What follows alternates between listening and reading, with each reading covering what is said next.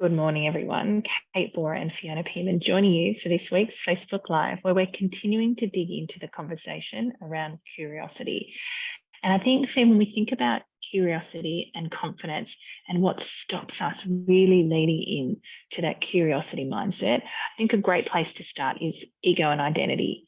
Because for many of us, being a subject matter expert, being able to have the answers to questions is something we pride on, something we invest a bunch of time to achieve. So when we think about asking people to really lean into curiosity, by definition, we're asking them to be okay with uncertainty, be okay with not having all the answers.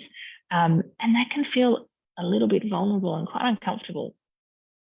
Yes, and I think this is where it's really worth starting to understand a little bit more deeply what's going on for us, because what we know is, yes, of course, there will be a level of vulnerability. There will be some things that feel difficult, and that's actually where we learn.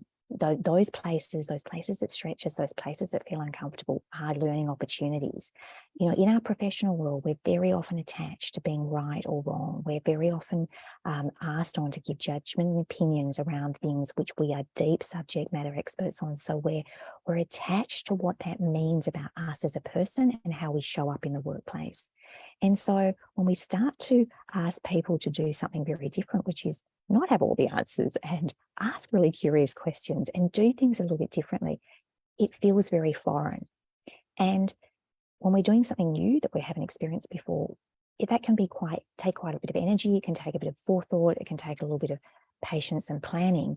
And we don't always have the bandwidth for that. We don't always necessarily have the capacity. So I think there's a piece here about monitoring yourself, maybe understanding this is important, and also how and where do I start to explore this idea, how to get better at getting curious. Yeah, I think to the point of capacity, it does require us to slow down, and most of us have got more than a day's work on our list. In fact, often 2 or 3. And so, the conflict between being prepared to slow down, to be in the unknown. I think the other thing that's quite interesting here, though, is also sometimes being curious creates work. And when I say that, what I mean is whether it's curiosity around ourselves and our own behaviours, or a staff member, a colleague, a process, sometimes there's more things to be done. One insight, one reflection, one idea can lead to the next step, which requires time, which requires contribution, which requires thinking.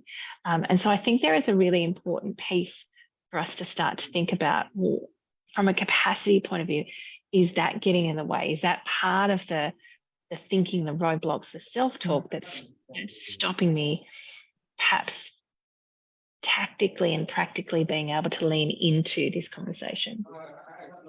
Yeah, yes, I think this is, we're right on the verge here.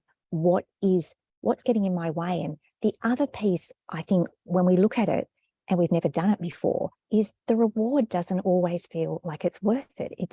We can't see that, oh, well, if I was to do that and whatever went wrong, and then, I was to seem, ill-informed or incompetent, or, that would be embarrassing. I might even be ashamed.